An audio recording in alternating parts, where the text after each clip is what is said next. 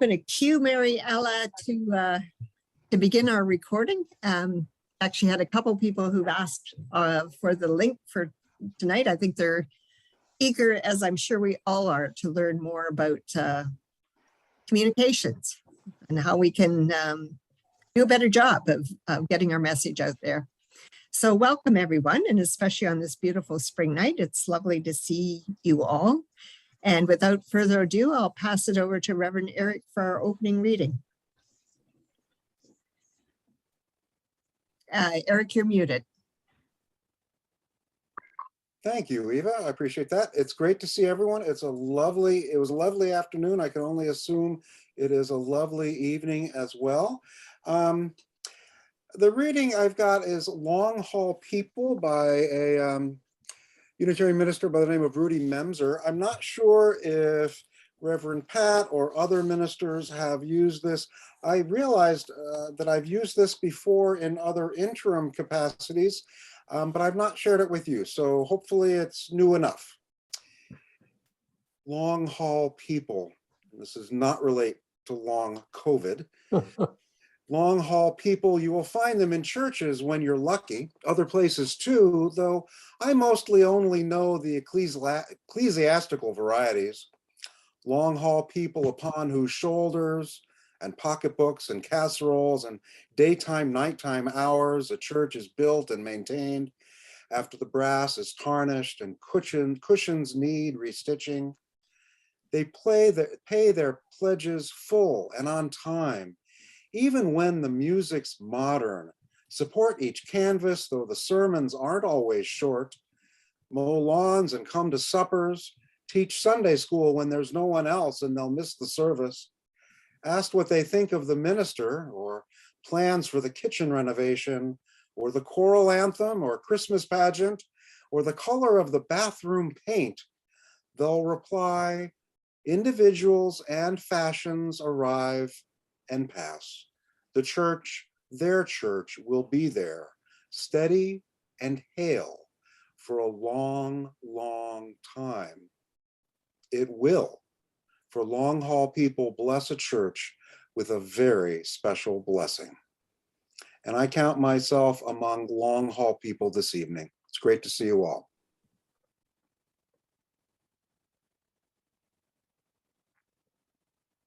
My turn to be muted. You would think after how many months of doing COVID that it would be automatic to make sure that we're unmuted before speaking. So we're going to do a quick check-in tonight. And our check-in question is quite easy. What are you looking forward to this spring?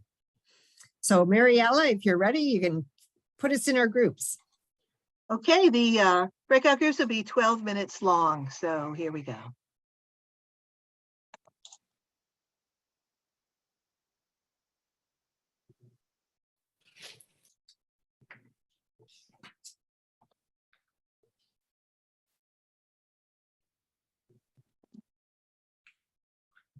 Hello, I will put you in a breakout group.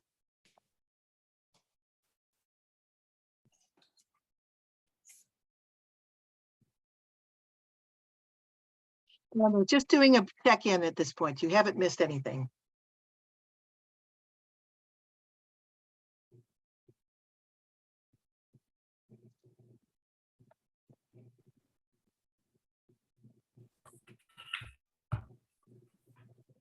Hello, Mike.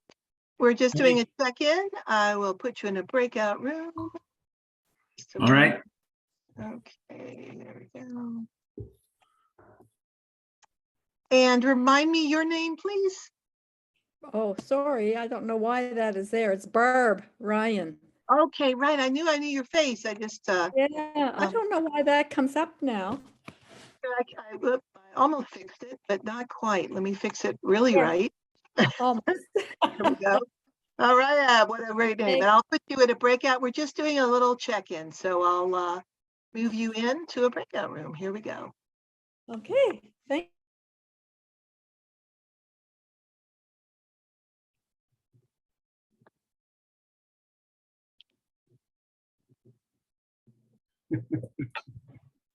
Welcome back, everyone. Welcome back, everyone. I hope everyone enjoyed that time as much as I did. We had enough time to really kind of get to see where people are at. My internet connection is unstable. Can people still hear me? Yes. Yes. Yes, yes. Okay, all right. Gosh. So let's move into the information sharing session for this evening. And Brent, I'm going to get you to go first with board announcements and COVID update. Okay. Hello, everyone. A couple quick board announcements that might not be news to you, but so there's an AGM coming up May 1st, and there are often member initiated resolutions that are part of the AGM. So in order for them to be in the agenda, on the agenda, you have to provide them in advance, and so the board can look at them and determine whether or not, so do you want board support for this this particular motion? So the deadline for all that to happen, we have to back it up to this Friday, April 8th. So if like that's sort of the line in the sand. If you have a member supported motion, that's the deadline for that. Also for the AGM, we'll present the annual report of the congregation's activities last year. So as your local group, please look to the EUU. Jen has provided a link for the annual report form. Fill that in and describe the activities of your committee or group last calendar year, and that'll be compiled into the annual report. Those are the board updates. From the COVID task force, there isn't much to say other than the fact that we're tweaking things a little bit. In the month of April, we decided to relax whatever spacing of the choir and what else did we vaccine mandate, and that affects actually committee groups and meetings. If you're meeting in the church, in the past you would actually have to be triple vaccinated. We basically found that that we were the outlier in the community. Certainly lots of other places are saying there are no vaccine mandates. So we decided that we would step back a little bit. We still encourage everyone to be as vaccinated as possible. So get your booster dose, and most congregants are. But we basically would only restrict things to a double dose vaccine mandate for church activities. So that would include, if you have a group that's meeting on site, that just make sure that everyone has a 2-dose vaccination. We will be meeting again. We'll adjust these month to month, making adjustments. So for May, we will be meeting like April 19th to figure out what we're going to change then. That's all from those two fronts. Are there any questions? Back to you, Eva.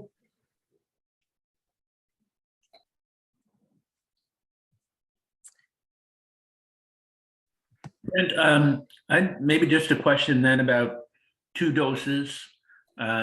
If we gave information like last fall that we've had 2 doses, are we still good? Yes. Yes, that's good. It's still actually yes. Okay. Great. Okay, I'm going to move us on to our next item, and I'm really pleased to introduce Keoki White Duck, who's with us this evening, just for a very brief time. I know he had something else on this evening, so Keoki, we really appreciate you being with us. And Keoki is going to provide just a brief update on Ajashki, which is our Indigenous-led, Keoki is the leader on it, food security project. So Keoki, without further ado, I'll pass it over to you. Hello, everybody. Can you hear me? Perfect. Yeah, thank you, Eva, for that introduction. Yeah, so I'm actually just in another meeting right now, so I'm just going to quickly give a little speech about Ajashki and what we've been up to. So yeah, think most of you've probably heard about what we've been doing, but we started the Ajashki project last spring, and we grew a garden in the back of First U where we had 2 participants, which we call Future Food Warriors, come and learn about gardening and such. So yeah, that was last year. We had a really good we only had 2 participants, but it was still a very successful year. I know we grew some gardens, we did some food deliveries to the Parkdale Food Center, so really it was a good start. We're on the right path to tackling the food security issue. As of right now, we're doing some kind of in class stuff, so to speak. We do have 1 Future Food Warrior, another one that comes occasionally with us. But this season, we're looking to try to have around like 8 to 10 Future Food Warriors. So we're in the kind of recruitment process right now. We sent out a poster to a bunch of different Indigenous organizations. But yeah, so we're basically teaching about food security and climate change and how the 2 relate within agriculture. Yeah, so we started last year. We did the garden, and then now what we're doing is we're doing in-class learning, but we also were gifted or lent, I should say, from the Parkdale Food Center some growing towers or aeroponic growing towers, which we have in one of the rooms upstairs at First U. So we actually have one of the towers growing right now. And we're going to be producing food in that room. Some of it we might use for our program because we do lunches with our program. We teach them how to harvest food and how to cook with it. It's equal parts important. But yeah, we also looking to how tackle food security, not just with our participants in our program, but just tackle food security in general, which is why we donate when we can. We donate some of our produce to the Parkdale Food Center, and any other people, just anybody really who might have issues with food right now. The prices of food are kind of skyrocketing at the moment, and that's getting a little crazy. So yeah, we have these aeroponic growing towers. So we're actually doing some gardening right now, even though it's still early spring, which is kind of amazing. We are also getting prepared for our season where so we have a small garden in the back of First U, and the property committee has given us a little more space to expand that garden. So that's what we're going to be doing come spring. On top of other kind of things we've been looking at, we've also been looking at yard sharing, which is basically you find a homeowner who has space in which we can garden in. We do all the work for them, and then we make some sort of contract deal with them where they would get so much of the produce and we take so much of the produce as well. We're also possibly looking at field trips to do in the season where we go to. Okay, I don't know about others, but I'm losing your sound. So I don't know whether you can move your mic closer or was it just me? It's just you, Eva. I hear him well. Oh, okay. No, I guess you're I hear him fine. well. You're fine. You hear me perfectly? Yeah. Okay, perfect. I took the mic out. So we're getting ready for our next season. We're in the recruitment process right now. We also had not last Thursday, but 2 Thursdays ago, we had an elder from my community named Albert Dumont come in, and he's agreed to kind of repeatedly come in to kind of oversee us to make sure our project goes in a good way. He is an Algonquin elder, a very respected and knowledgeable Algonquin elder. So he's agreed to come to Ajashki about every month or so to kind of help us along our path of this project. What else? So, and also at the moment too, we're in the midst of making partnerships with a few organizations now. We have a lot of kind of partnerships kind of on the go. So I'm not sure I can even name them all, but there's definitely a lot of potential with the people we've been talking to. Some of the partnerships are, just people or organizations that help us with the growing. Some of them are helping us with recruitment. We talked to this one man named Tyler who works for an Inuit organization, and he's gonna help us recruit some Inuit future food warriors. So that's very nice. Yeah. So I'm not sure how much more time I have here, but that's basically kind of what we're up to at the moment. We have a lot of plans that I could probably go on for another 15 minutes for, but I'll maybe keep it to that. Well, if you've got another meeting going on, we'll excuse you and let you, but Keoki, thanks for doing this, because I think it's really good for people just to get a chance just to meet you. You don't actually get to meet everybody else, but just to get a bit of an introduction to you. So thank you very much for doing this. And I will add that one of the activities that's been going on is applying for funding. So of course, all the wonderful plans are all contingent on us getting grant funding. So we have our fingers and toes crossed at this stage that some of the many applications that we have out there will come through. So It looks like there's some questions. okay, just a couple quick questions. Brent, you have your hand up. Yes, Keoki, I just wanted I wanted leaders to know whether or not the volunteer lounge that you're using right now for a growing area, whether that's available and whether it will be available. Like that's, as I understand it, you'll be growing in the volunteer room all summer long.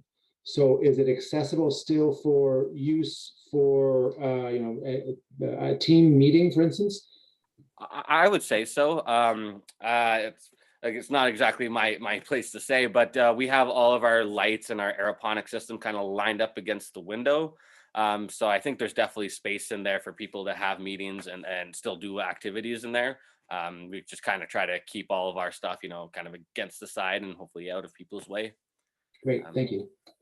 Great, yes, and I would just confirm what Keoki has said. And I would encourage people after service just to drop into the volunteer lounge and actually see the growing tower. It's quite an interesting thing. It looks like it's from outer space. Any other quick questions before we move on?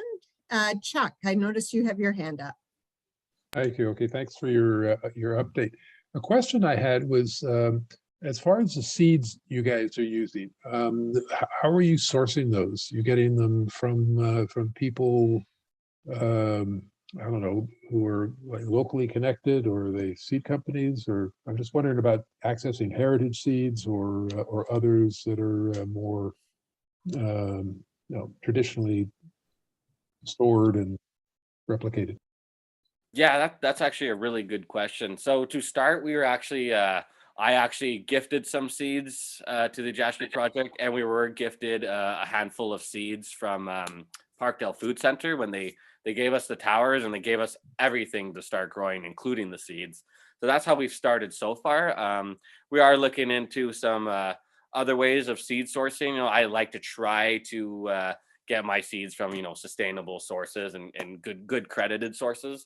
And then hopefully in the fall this year, I'd like to actually do some workshops on seed saving, and hopefully next year with the Ajashki project, we're actually planting the seeds that we harvested and seed saved ourselves, I guess would be a goal for us. Others may be connecting to this as well, but I would maybe Eva, you or somebody connected with it can put Keoki in charge with people at Seed Change, the former USC Canada, which really focuses on seed saving and propagation of traditional seeds. Right, yes, good idea. Thank you, Chuck. Okay, Keoki, I'm gonna let you get back to your other meeting, but thank you again for being with us. Oh, thank you for having me. All right, All bye right, for take now. care. It was nice. Hopefully I get to meet you all in person at some point. Take care. Bye-bye. Okay, and so our last information sharing, we've got lots of really good stuff to share today, is we have Neo with us to talk about RE.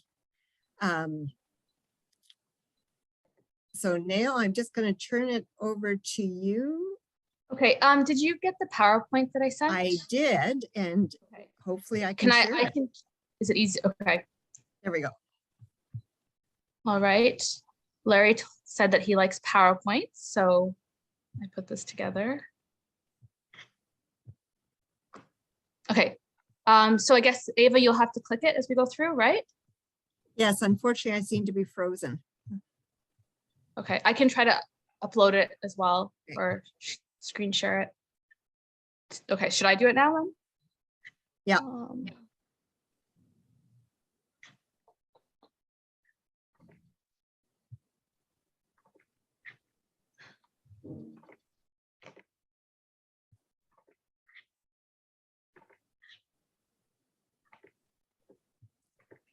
Sorry. All right. Can you see it? Yeah. Okay. So I'll try to go through it quickly. If I'm speaking too fast, if somebody could just let me know, that would be great. Okay, so I thought I'd look quickly at the past a little bit before like sharing what we're doing in the future with RE. So before COVID, we had two groups operating. We had the UU kids and the Chalice Play kids, and we had 3 employees, including myself. And our focus was on building connection and modeling UU values and supporting various needs of children, because we had a really big, the children's, we had like a big range of child behaviors. And then during lockdown, we did online games, activities. There were lessons in the UU, nature walks, and outdoor RE. All of those had very low attendance. At present, we're working again. We're having to go back to the rebuilding phase. So again, focusing on connection. Starting at Easter, we're working on having the children start attending service upstairs, but I think we'll make that optional just because some parents have expressed that that's a bit hard for them at the moment with where their kids are at. We no longer have the UU kids group. We only have the Chalice Play group. We have 2 employees instead of 3. So it's just myself and Rita now instead of myself, Rita, and Crystal. We recently had a parent workshop where I think there was 30 parents registered. We're planning a parent pizza gathering on May 16th, I think. And the focus of that will just be like connecting, and just trying to keep it a bit lighter, and then moving into like a more of a serious parent meeting after that, where we would do more planning. And we also have OWL happening this summer. There's an OWL junior high OWL and a possibility of a 9 to 10 OWL. And we were invited to participate in a little, some stuff with, I can't pronounce it. I have such a hard time with the Jashki. So that's also on the agenda. Future is moving from having connection to really focusing on UU curriculum and maybe having it like as a course offering. So in September, offering OWL to like the preschool age, but making it more of like I said, like a course offering. And again, doing more of a serious registration intake. Hopefully we can have age-specific programming again, because it is really hard having all the different age ranges in one room. So that's, I think, one of our big focuses is how to serve the kids that are, when we have like one 10-year-old or one 15-year-old, how to serve them, because it's a bit it's hard for them when they come to church and they don't have like a friend to bond with. Again, we will have to probably look at volunteers so that we can eventually open up the UU kids room again, and just focusing on, it's been really a big change I found since COVID. It's been really nice in RE. There's been so many people from the congregation reaching out and offering to do different things with RE. So that is the change, and it's really, really nice. And that is it. Let me see how I stop sharing. I went really fast. That's great. I'm wondering whether we have a couple minutes for questions for Neil. Are there any questions? Jane? Yes, Jane. Yeah. So now you mentioned you're going to do, I think it was in May, a kind of parent social and then a meeting. Are you needing assistance for the social stuff? Do you need contributions, or how are you doing it? What do you mean by like people to like contributions? Make stuff, food or something? I don't know what you're No, I think we're going to keep it like very like simple. So like maybe we could, make the pizzas together. The kids can help make the pizzas, Okay. and it's light. We're not getting into, it's just a light gathering. Okay, all right. Just wondered if you needed help. Thank you. If we do, but I don't think we should. I think we should be fine. Great. And Terry, I noticed you've got your hand up. I have indeed. And I wonder, Neil, you've got a bit of a program that you're planning. I wonder if you might take that program to River Parkway Childcare and introduce it to some of the parents there. And Sandy, you might be able to have some input to see if that makes sense. You said OWL program for preschoolers even? That's a great idea. Yeah, because that would be around that age group. Alexandra, I think she's on this. She invited one of our parents to start being part of the board. So maybe that would help us have more of a connection. But yeah, that would be a good source of kids for sure. And ultimately parents, perhaps. Yes. Great. Yeah, good suggestion there, Terry. Brent, you also have your hand up. Yeah, thanks. I was just curious about the people signing up for the parenting workshop you had a couple weeks back. A great amount of interest. I'm sort of wondering whether or not those were a lot of people from outside the congregation that expressed interest in Sunday RE or other activities at the OWL camp or what have you, or were they really just interested in the workshop? Do you know? I think the workshop was an introduction to the church for them. I think it's really soon to say because it just happened about just a few weeks ago. I haven't noticed any connection yet, but I think it still can happen. Okay, great. Thank you. Great. And Chuck. Hi, thanks, Neil, for the update. I'm wondering particularly about youth. You mentioned as you were going through things, a 15-year-old. How many youth are involved with RE at this point? And I'm asking particularly because from the CUC side, there is the mycelium and the youth, the effort that's being made to pull youth together across the country. And I would really hope that some from Ottawa First might get involved with that. We have like, I would say like two that could be considered youth that are active. Are they aware at all about mycelium and the other broader Canadian CUC related stuff? Are you aware of that? One, I am aware of it. I think one had some involvement in it before, but not recently. Okay, well, it's not something to conclude at this point at any point, but it would be really, no, really great. Because yeah. they so far are very Western and BC oriented, and we really need to get people from the central and eastern area involved with stuff. So it really is a national connection of UU youth.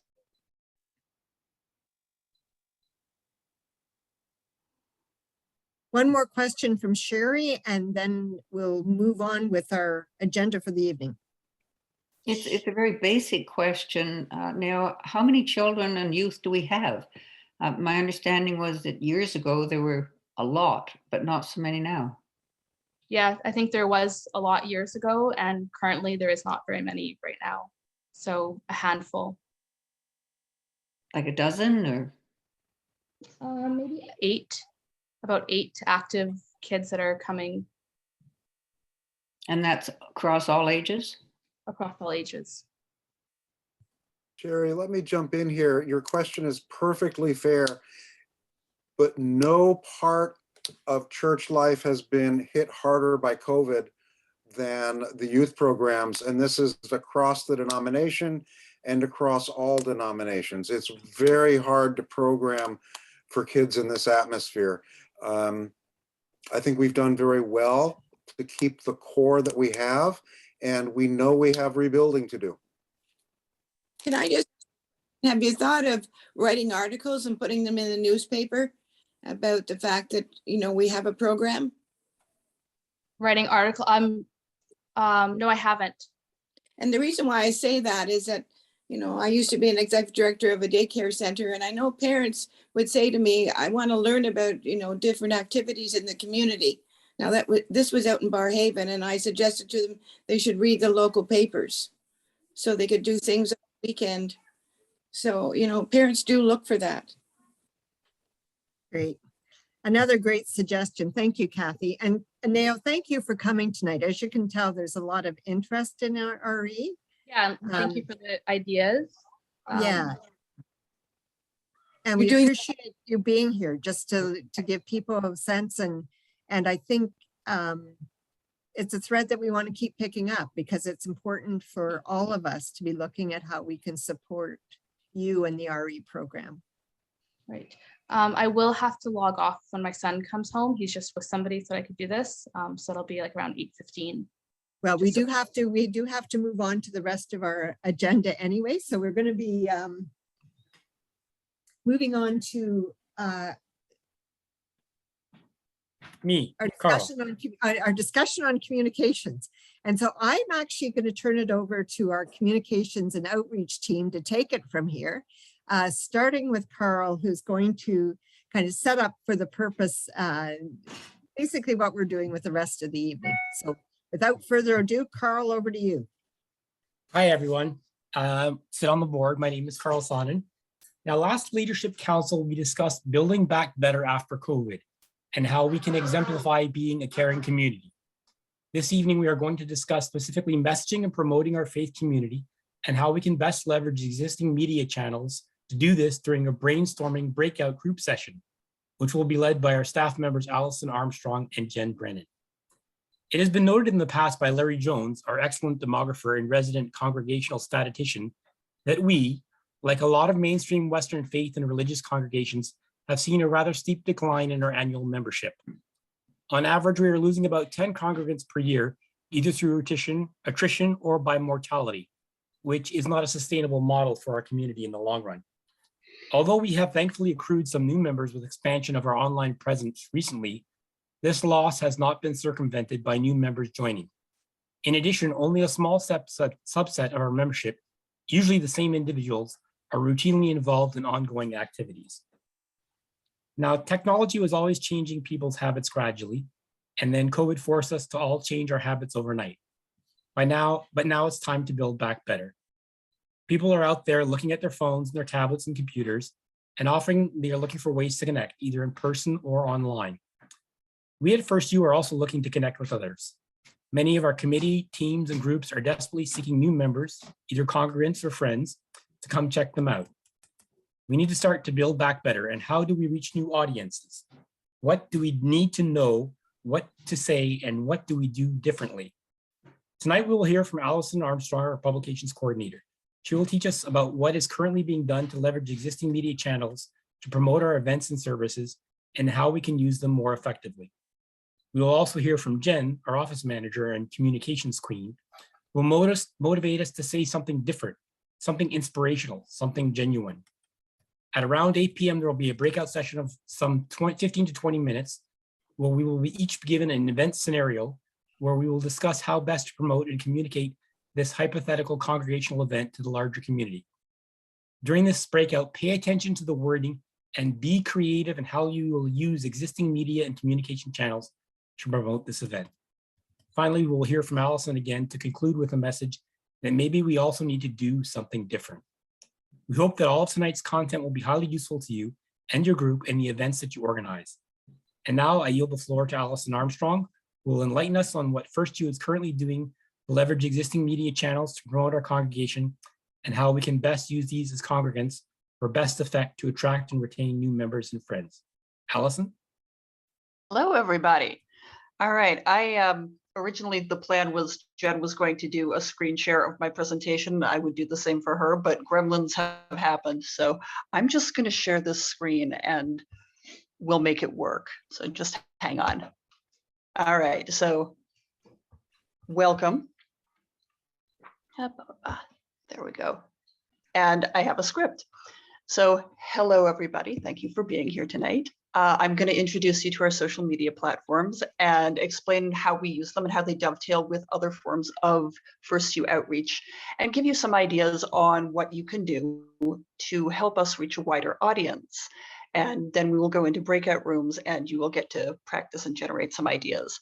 So we're going to get started. There we go. You can see slide 2. Yes, we're good. Awesome. Fantastic. All righty. So what you see here are various kinds of communications channels that First You uses. The different categories are a little artificial, but they'll do. They'll do for our purposes.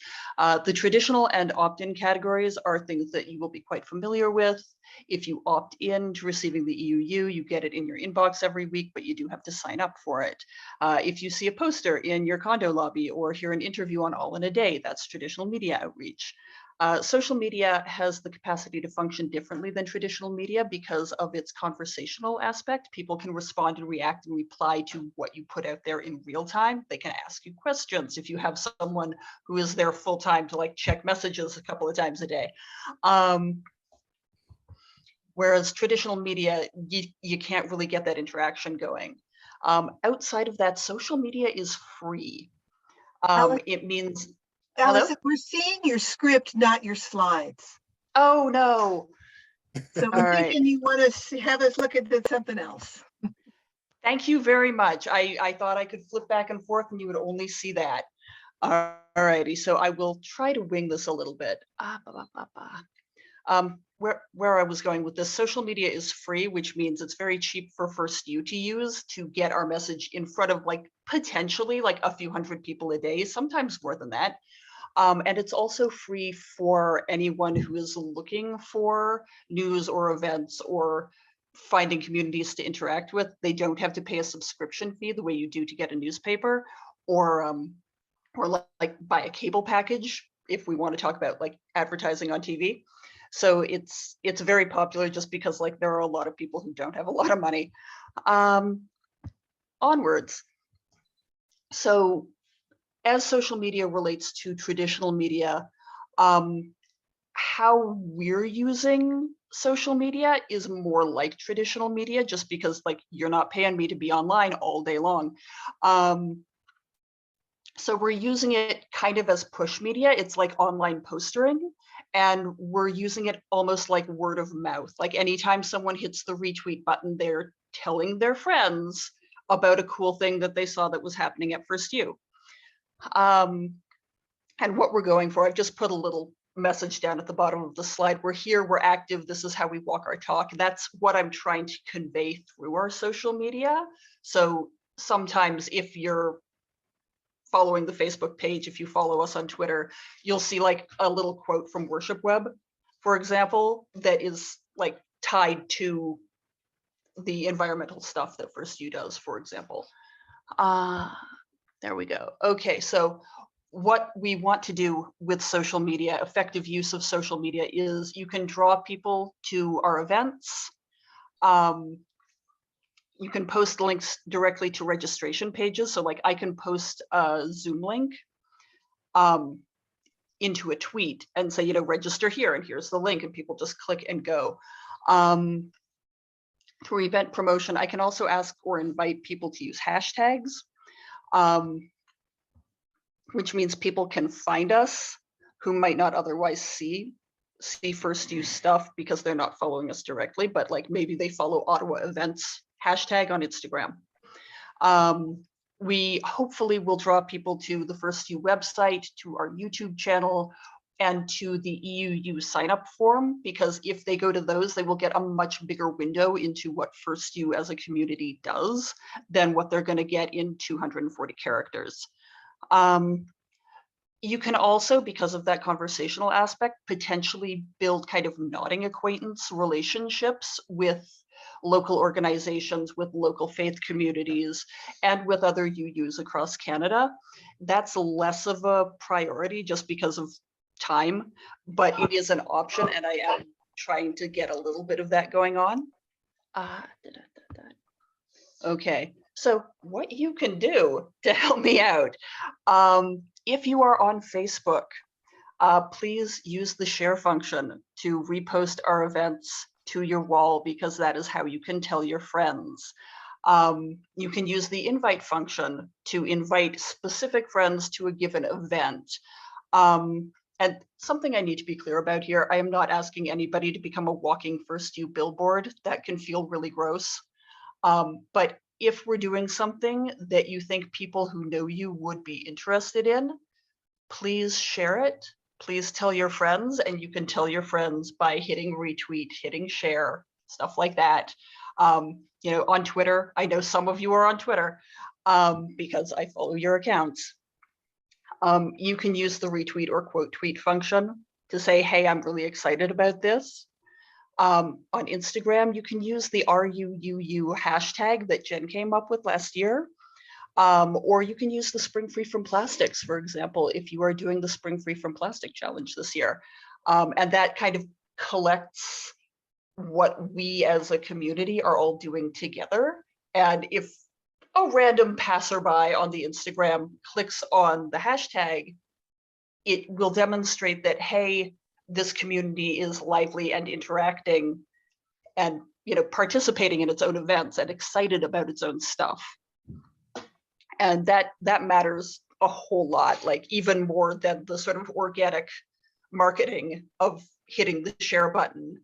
Being engaged and like leaving comments and stuff makes a difference in terms of how excited our own community looks to an online watcher. Alrighty, so I'm gonna give you some examples here. Example one, this is Wild Emotions, which happened 2 weeks ago. I'm not sure. It was a little while ago, but we did a variety of different communications options to promote this event. My understanding is we had 33 registrants, and as is the case with a lot of online events, we didn't get like all 33 of them who showed up, which is too bad, but the ones who did, a lot of them were new faces, I hear, which is really excellent to hear.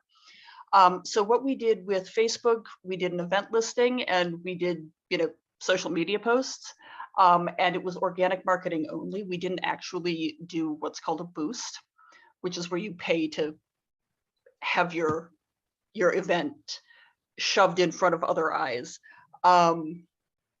We made posts across all social media platforms with easy access to the registration link.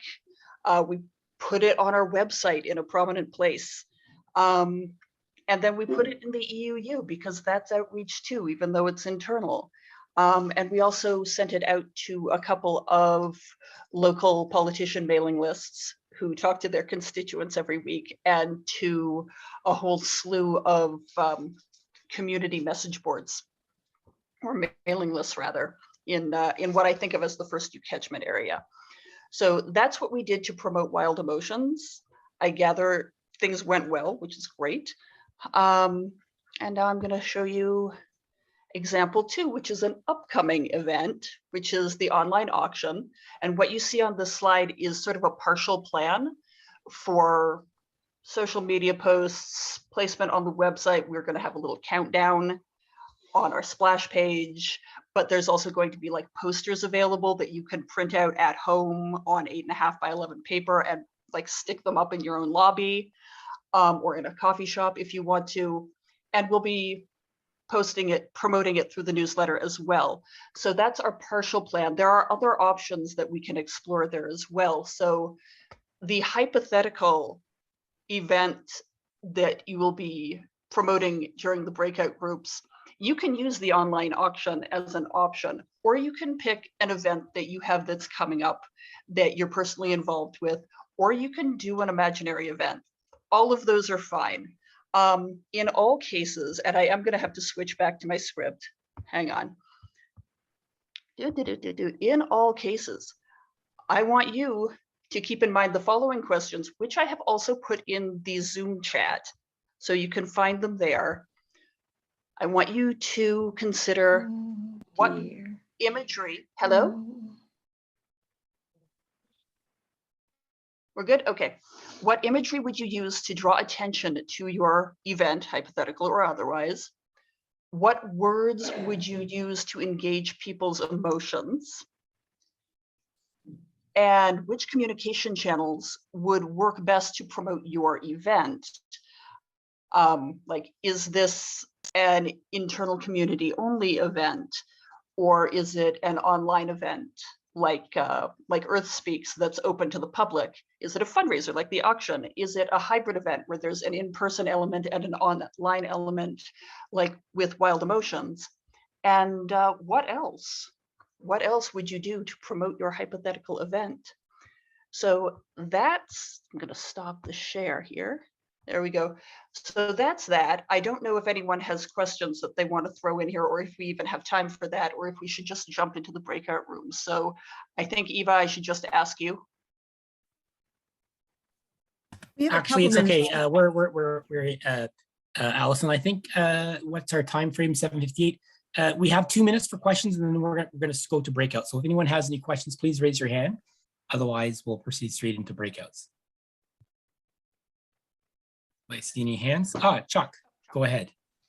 Allison, I just wanted to let you know that I did see the results of your sending things out to politicians, that Jeff Leeper, who is my council member, and for a number of the people, did include mention of the Wild Emotions in his newsletter to his constituents. So it worked. Fantastic. I'm glad to hear that.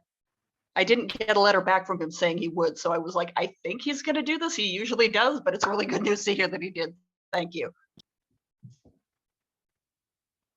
All right. I think okay, it's we have time. We can go right to breakouts. Go ahead, Allison. Actually, Allison, I'll ask the question like about word length. So you mentioned 140 characters. Is that across all social media platforms? No, not at all. That's 240 characters is a Twitter reference, because you have a very short, like you have a character limit there, like that includes spaces and punctuation. So I have to be really concise when I'm coming up with the first few tweets. Instagram and Facebook, I can go on for paragraphs if I want to, it's great. But as far as what someone on Twitter is gonna see, it's gonna be very limited. So you don't have a character count on everything, though.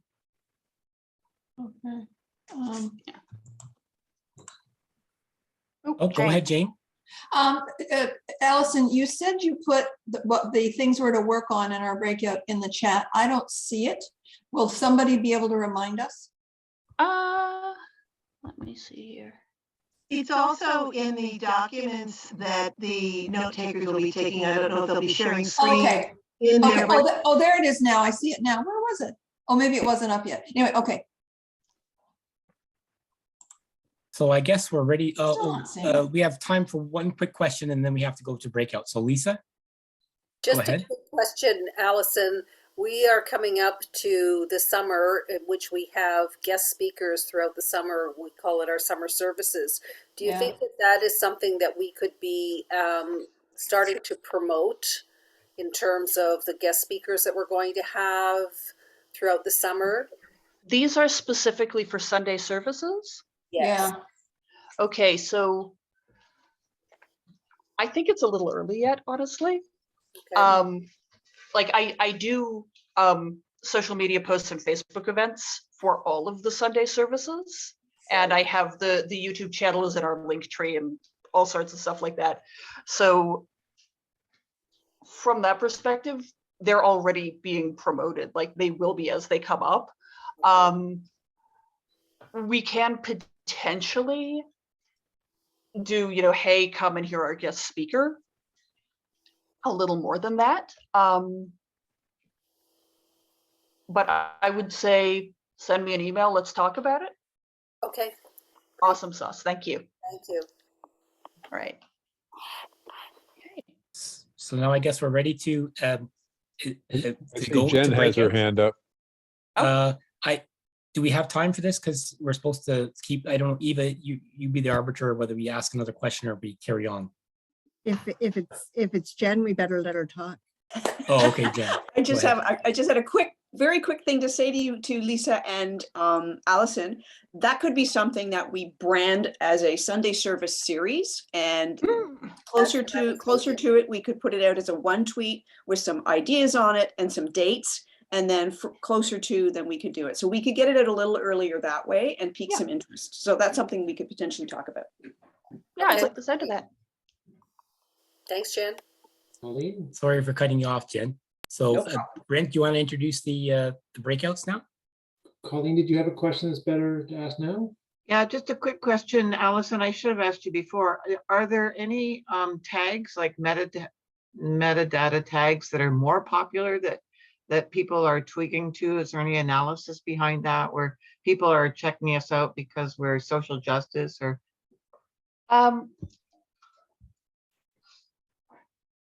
So because we're using the free platform on a lot of things, I don't actually have access to all of the metadata, unfortunately. I do get from Instagram, it will tell me sort of what percentage of people who liked one of our posts found us because they follow us already versus found us by hashtag. And I find it really varies, but like sometimes you'll get like up to like 25% are people who just like were following a particular hashtag. Okay. So I think just that's wondered- relevant. Like it's not always, sometimes it's like 8%, but it does make a difference. If we've got one that people resonate with. Yeah, and like here's the thing, like I use hashtags like Ottawa, for example, or every child matters, if it's relevant, obviously. So people who follow those may find us, but like I'm not necessarily like I'm not making up hashtags for us unless it's something that we want to use to encourage all of you folks to use as well. But generally speaking, I do try to like mostly use hashtags that my social media scheduler will suggest, because that means they're getting used a lot. Okay. Or B, that are like not uncommon. So like I'll put like UU I use on Twitter a lot because it's short, for example, but also because Twitter has heard of it before. Okay. Yeah. Okay, so we're developing in a way, we're developing a flora, if you will, a metadata flora. Yeah, let's call it that. I like that. Flora, You it's like good. that? Okay, good. Okay, Yeah, thank you. All right. Okay, Brent, did you want to start introduce the breakouts, and then we'll start with the breakouts? Okay, I think Allison has done a great job of suggesting what it's all about. Sherry, can your question wait till afterwards? We will have another chance afterwards.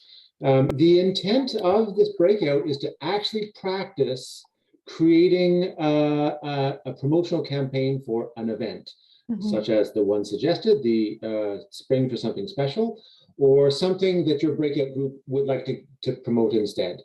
Answer the questions that are in the chat, or they'll be in the Google Docs. And then at the end of this, when you come back to the plenary session, be prepared to answer not the 4 questions, but rather, is there an aha moment that anyone in the group realized, saying, this is something I hadn't thought about, without actually going through the exercise of figuring out how I'm going to promote this particular event. That is the important lesson we're trying to work on here. Practice by doing, and then come back and describe what magical wisdom you hopefully achieved in the breakout. Mary Ella, how big are the breakouts? Yeah, there are 5 or 6 people, and I set it up for 16 minutes, if that sounds okay. Given that it's 8:05, and I think we're ready to go. That's good. Great. Okay, here we go.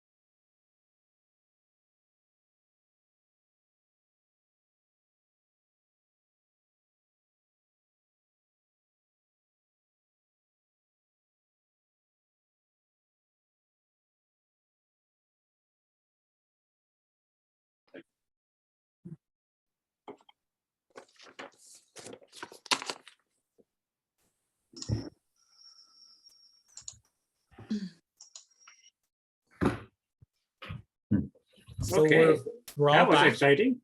Yeah. Yep. We're all So back, should- and now what we're going to do is we're going to go group by group and just share specifically some highlights, the leaders for each group. And I'll start with Brent's group. Who's going to share for them? Just a minute or two of what the highlights were in your group.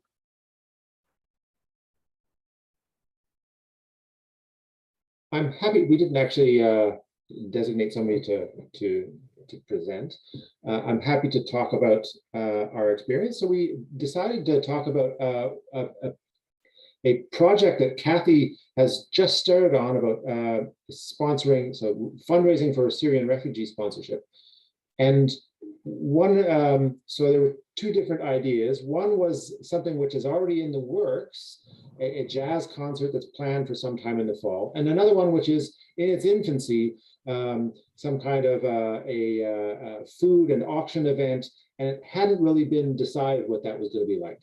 So we decided to go down that first event because the aha realization was we can't start promoting something if we really haven't figured out what the event is about. Like the fundraising is, the parameters of the fundraising. We really have to have a good idea what the event is before we can start promoting it. So we went with a jazz band concert that would, the fundraising is purely through ticket sales. We need to have this on a number of different forums. We're going to be cooperating with another group. And the second aha was that what really helps is actually coming up with an image. So we figured we could, with a stock photo of a jazz band and a backdrop of the Syrian flag, there's our image for all the event. And then we could then reuse that certainly on Instagram, where we have an image with, connected to that text connected to that image, but then we could reuse that image in the EUU, in posters, on Facebook events. So spending a non-considerable amount of time on just simply having a defining image for your event was a useful idea. We didn't do that. We said we have to do this in preparation for our event. That's our aha moment. Is there? Thank you, Brent. Now I noticed according to the agenda, I've skipped a bio break. I don't know whether we have something to play and whether we want to do a bio break for 5 minutes. Jen's giving me the no signal, so we will skip right on to the next group, which is my group. And I think that Colleen was going to present for our group, and I can step in if she needs help. Thanks, everybody. We went with the Something Special auction. We have a little bit of experience in the past with that. It was pointed out one of our best aha moments was who really is our audience for what we have to showpiece, and saying it's precious items. Probably the professional online auction business will do a lot of our reach out for us. And the other thing that we thought was really important was to make sure we do a really good culling of what we have, and then to make sure that something doesn't slip through that's really valuable. And how best can we reach them beyond professional sellers? If we've got something that's really something that we're raising money for, a special social justice issue or something like that, that gives another side to what we're doing. But basically, who is our audience, and who is being helped by what we're doing, and how best can we reach them with an auction, professional online brokers, but know what our stuff is and get the word out. Thank you Did I very miss much, anything, Carl? No, I think that's it. I just noticed that this can really be quite a complicated affair because there's so many parameters going on in terms of what you have to manage. So you need someone who's media savvy to guide you in the approach to ascertain what the priorities are and what your demographic is. Otherwise, you can really be caught in the weeds, is what I've noticed. So I guess the next group is Jen's group. If somebody from Jen's group can present briefly on what the highlights were for their session. I guess that's me. And I feel like I'm going to be repeating already of some of the two previous groups. The first thing, we focused on a music event because First U has a reputation for good music. So we thought that would be a good thing to go after. But it was pointed out that the first thing that's needed is to ID the purpose of the event. Is it to raise money? Is it to promote whatever? Because if it's to raise money, then the economics of hiring and so forth have to be considered. The second point that was raised was who's the audience, and that's been identified as well. And we already know that most of the attraction or the catchment area that we have is local, but we can gear Facebook in particular to certain parameters and target certain audiences beyond the local community. And the ads down the sides of things can trigger people's interest. And I think the third thing was that visual impact is really important.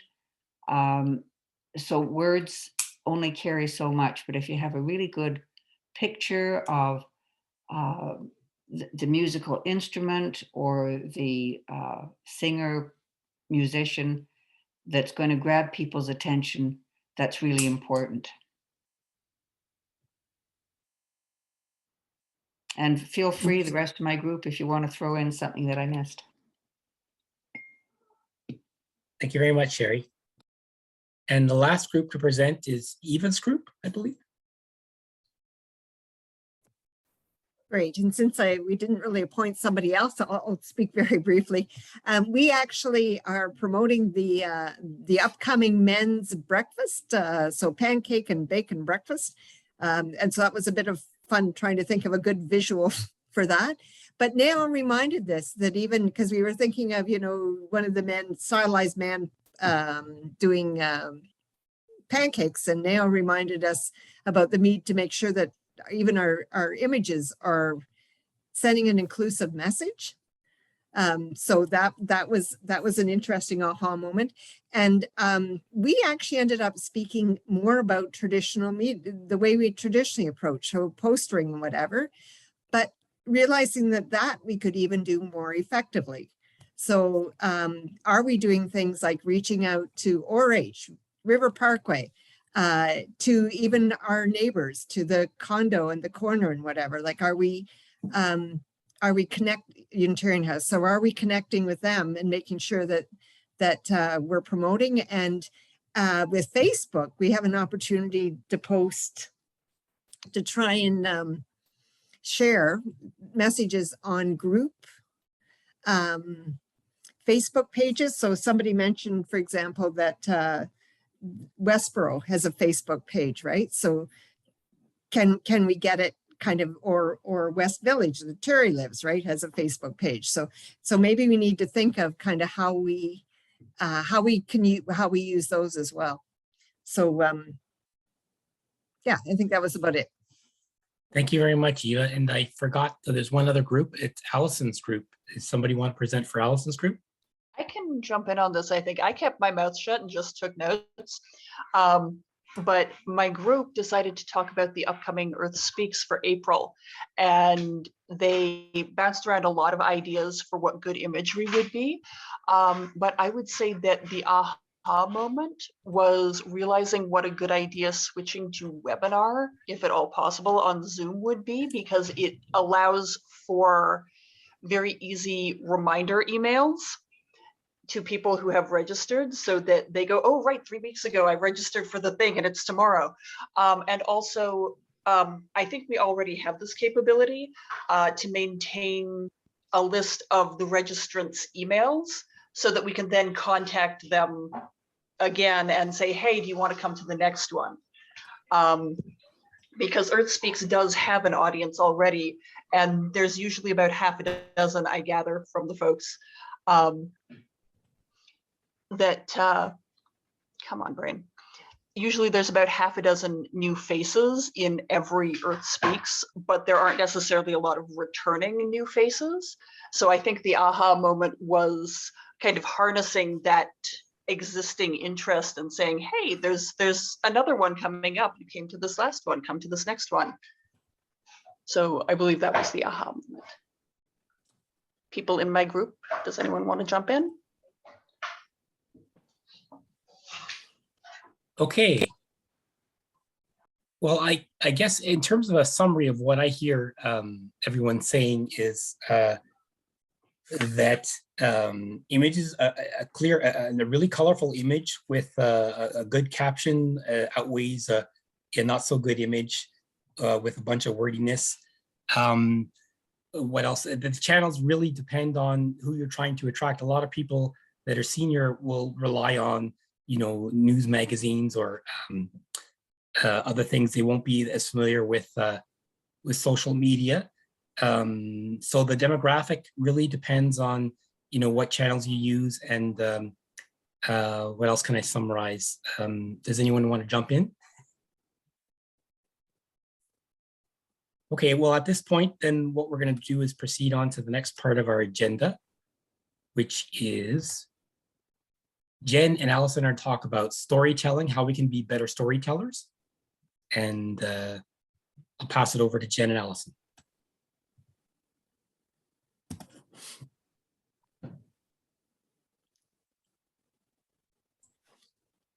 You're muted, Jen. You're muted, Jen. Yep, thank you. So Brent, yep, Brent is starting to share screen. So what I've done is I've called this your elevator pitch. It's really much more than that. Is everybody hearing? Okay, good. It's really much more than that, but I knew you'd understand what I was sort of going to talk about by calling it that. So the idea is to empower yourself to be a subtle yet effective champion for your cause. And I'm going to talk a little bit about that. And your aha moments that you guys all just presented were fantastic. And stay tuned for a tool over the next little while that we hope might assist you with that. So hopefully you'll be excited about that. So our social media and your staff can only go so far in spreading the word that pretty much everybody is UU, they just don't know it yet. As Allison explained, our social media can be far-reaching and target a bunch of people at once, but it's mostly one-way communication. We know that one of the most effective and successful ways to communicate is by word of mouth. It's not only our words, but also our body language. It takes charisma, charm, positive persuasion to captivate. That sounds like a tall order. We're not all built to be great at that, at this, and that's okay. And we'll do our best and we'll practice. And it'll depend on the situation that you're in as to how you feel about that as well. Slide 2, please. So what we need to do is talk about how, as a group, but specifically what I want to focus on as how you as individuals, when you go out into the world as you use, how you can tell your story. So I'm going to give you a couple tools. As members of the congregation, you are the ones that are truly experiencing First U Ottawa. You're the best salespeople we have to tell a story that convinces your audience that they may find with us the community that they're searching for. So I'm going to show you 2 short ads here, and I'll explain why I've chosen them after we viewed them. So number 1.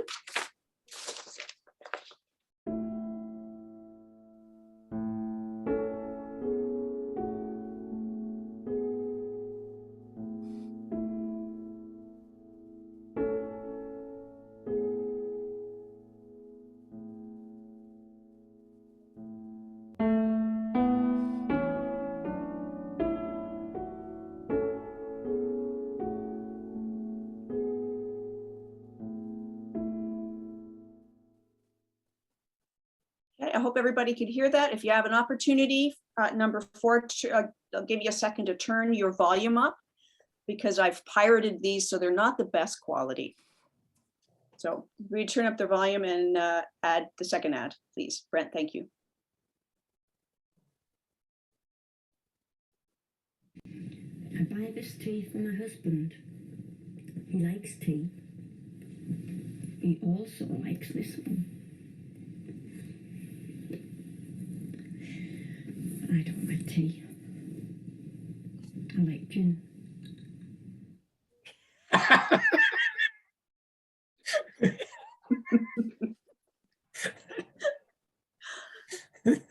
All right. So She said, I don't like tea, I like gin. That was the punchline. that's right. Yes. Lady after my own heart. So the content of these two ads you've just viewed, they're not meant to be a direction that I think we should take for First U, but they're purely a way that I found to illustrate how quickly and succinctly we can convey a story and evoke an emotional reaction. So I hope that the first one made you sad and maybe would even call you to action. And by the way, that was my daughter at a young age, my daughter Kate, starring in one of my husband's commercials. Very proud. The second ad tells a very short story and is not only telling a humorous story about tea and gin, but also letting you know about all these stores comparative prices. And it evokes emotion by making you laugh, and I heard that. You would likely associate a warm feeling towards that brand. So the message here is both of these examples take a really short time to get a message across. So you don't need a lot of time to share an impactful message. One of the most important things is appealing to emotion. So as First U people, you are going to be the best ones to do that because you're going to be sharing your well, I'm out of order here. Just a minute here. Anyways, you're going to be sharing your own story. So of course they're going to be genuine, passionate, inspiring, and persuasive. So you may ask, what can I do with this information so far to create your elevator pitch? Next slide, please. Use your positive personal experience. So what I just said, you'll be more convincing if you're speaking from your own truth. So when you're trying to discuss First U with folks, drawing from your own experience is obviously going to result in a more positive discourse. You will be able to evoke an emotional response in your listener by sharing something that already made you feel good, proud, energized. You'll be able to persuade and inspire more readily if what you're sharing comes from your heart and direct experience. Your words are more likely to be remembered and perhaps be a call to action if they've been genuine and accompanied by that extra layer of positive, funny, meaningful emotion. You will have cemented in your recipient's brain a positive feeling. They'll know it's true. They'll know that this is not fake news because they're hearing it from somebody that they probably already trust. So when the opportunity arises to tell a story, speak anecdotally about your love of worship service or your experience as a worship associate or volunteer at Fall Fair. Whatever it is about First U that makes you keep coming back is what's going to come across to people as that passionate, exciting, fear of missing out moment that I think will set us apart and really kind of make people stand up and listen. All right, next slide, please. So Allison, this is where you're going to help me. So we're going to do a little example here.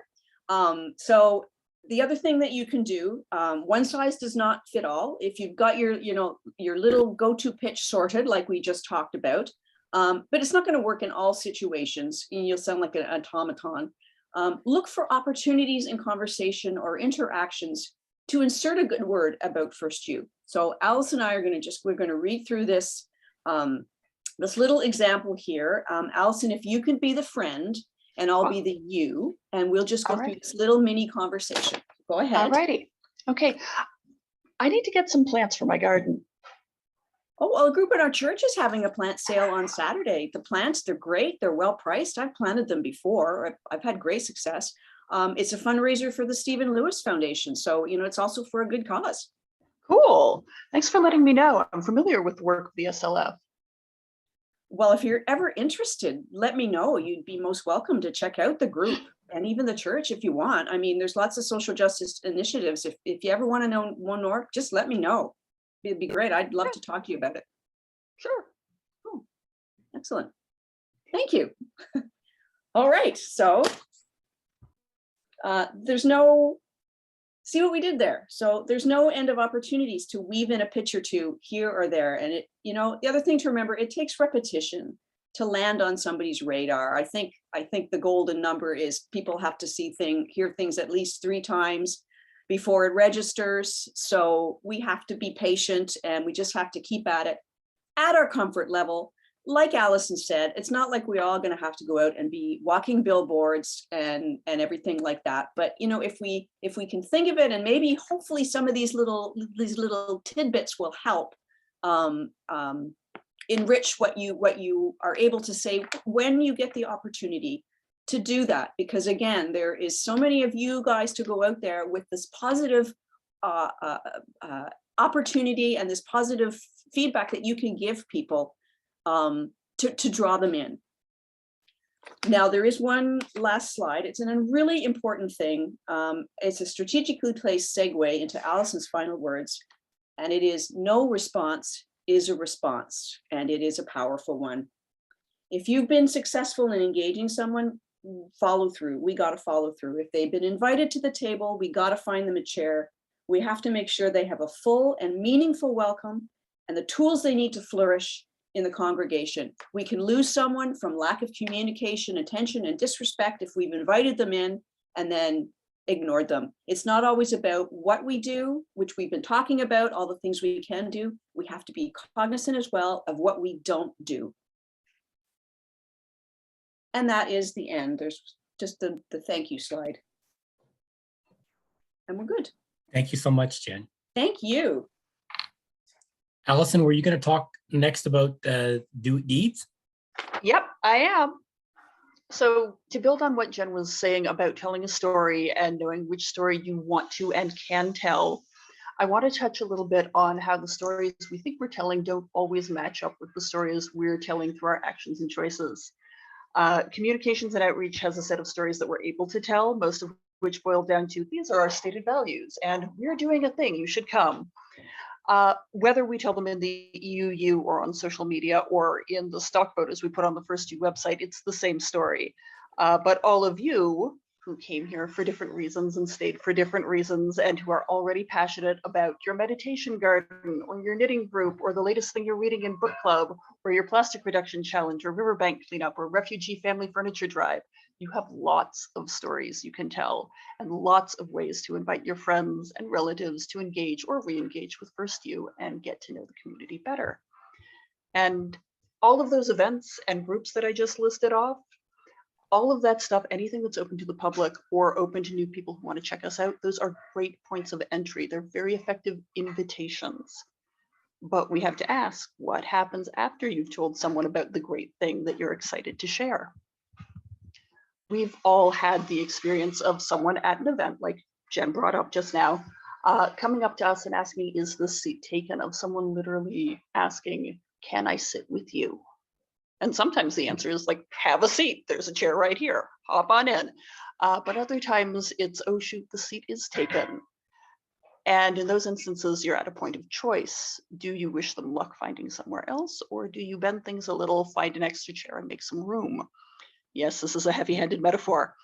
And we all hope that we'll help to find a chair for the newcomer. The challenge is to realize that the time and the date and the place and the format of an event is just as important to a potential newcomer as the availability of literal chairs once you get there. Our actions collectively and individually tell a story too. So, what kind of story do you want to tell? Do you want to tell the story of our poetry group meets at 10 a.m. every other Thursday? Oh shoot, if you work during the day, I guess you can't come. The seat is taken. Or do you want to tell the story of our poetry group meets at 10 a.m. every other Thursday, but we also do an open mic on the last Thursday night of every month? Do you want to come to that? That's finding a chair. Do you want to tell the story? Oops, sorry. I'm reading here. Do you want to tell the story of thanks everybody for coming to April Earth Speaks? If you want to hear about May Earth Speaks, sign up for the EUU or check the website for details. Or do you want to tell the story of thanks everybody for coming to April Earth Speaks? If you'd like to hear more about Earth Speaks, we put the sign up link for our weekly newsletter in the chat.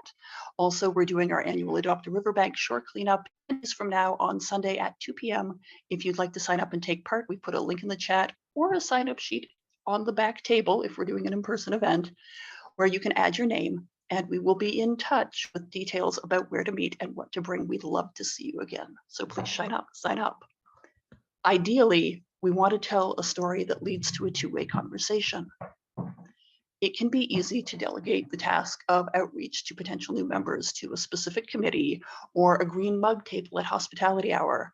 But really, it's 1,000 tiny invitations and 1,000 tiny follow-ups that make a church feel like a place you already belong. We're going to talk more about this at a future Leadership Council meeting, where we'll hear, I believe, from Jane about best practices for being more open to and inclusive of newcomers. And we'll also talk about how we can best bring the stories we do tell into line with the story we want to tell. And we'll workshop how we can, as individuals and as a congregation, back. Thank you. Thank you so much, Jen. That was fantastic. Both Jen and Allison, that was really, really well done. Now, Brent, we're at 10 minutes towards the close. Brent is going to provide a summary of next possible steps of what we can take as individual congregants and as the community. And then we'll finish up the evening with Reverend Eric giving us a closing reading. So Brent, can you take it away? Right. So I don't know how everyone feels. There's been a lot of content here tonight. And it's possible you're going to need the crib notes for this to say, okay, how can I actually work on this for the next time I actually have, and this can be applied to events, but it also could be applied to the plain old meeting that you're trying to get more people to show up for. You just have to engineer it a little bit differently and sort of think about the same kind of concerns. So yeah, there's a little bit of homework as leaders to think about, all right, if I'm trying to attract newcomers, how do I apply this to the problem I've got in my team or committee or my group? So if you need further help, the communications and outreach team is ready to help you. You can reach us at communications@firstunitarianottawa.ca. You can, of course, connect with Allison in particular at publications@firstunitarianottawa.ca to get things up on social media if you think you're ready to go or if you have specific questions. And Jen is always available for things on the website. So thank you, Carl, for providing those in chat. And I think that's all I have. I don't want to, unless there's a quick question here, I think we were ready to close out the meeting. Jane. It's not a question, it's a comment. You guys tonight gave me a big aha about promoting the congregation to others, because I think that I've ended up often into trying to explain what Unitarian is or something, which some people want to know. But what I took out of tonight was more emphasis on some particular experiences I have had and sharing those. And I thought that was really interesting. So I'm going to go away and mull that. Okay. And by the way, to add to what you said about, say, trying to get people to join teams or something, I know I found two things. One, asking them directly, post general ads is way more effective. And two, instead of saying, we really have a need to I mean, you may bring that in, but put it at the level of what will they get out of it? What will they enjoy about it? Or maybe how does it really fit their skills or something like that? Yes. Carl? I just noticed my takeaway is that, promotion of our community is everyone's responsibility co-equally. It's not an individual staff member or a particular committee's responsibility. It's all of ours. And one solid invitation and experience positive outweighs a bunch of spamming mail, and we're likely to build our congregation if we have a positive invitation that is followed through passionately rather than just trying to spam the world and hook people. And being proud of our community and what we're doing and what we stand for is the fundamental key component of that, I think, for me anyway. Sherry, you have a question? And Larry, I see you have in chat community experience. I'm not sure what the context is behind that. So Larry, can you expand on community experience? And we'll go to Sherry. I'm just following on with what Jane Lindsay said in terms of not focusing on what Unitarianism is all about, but rather what is the personal experience that you're having with this community and the value you derive from it. And that's really right. Okay, thank you. I'm making it a personal moment. Sherry, do you have a question? I don't. Thanks, though. Okay. Do you have a letter Q then? Maybe I'm misinterpreting what Mike is saying in chat. Okay. I'm going to hand it back to Eva for closing out the meeting. Great. Thanks very much, Brent. And I want to thank the communications and outreach team, and special thanks to Jen and Allison for their work in putting on tonight's session, because I know I found it valuable, and I hope that everyone did, in terms of both how we can, beyond how we can use our communication channels, right? But to get us all thinking about how we can share our message better. So thank you very much. And I see Jane's got a little applause up there, and I yes. So that was great. Okay, our next meeting will be in October, the first Tuesday in October. So that's October 4th. And as I think Allison mentioned, we will be kind of following up on tonight's session and really looking in more depth at how we can be a truly inclusive and radically hospitable congregation. So Jane is going to be involved with that, as is our 8th principal team. So again, we're looking forward to another really rich meeting. We did record this evening's session, and I have already had a couple of people say they'd like the link. So if you know of somebody who you think should have been here or would be interested in hearing what was discussed tonight, let me know and we can certainly share the link with them. And one more thank you, and that's to Mariella, who has been our Zoom host tonight. So big thanks to you, Mariella, and to the members of COSM who are always there and helpful with putting these meetings together.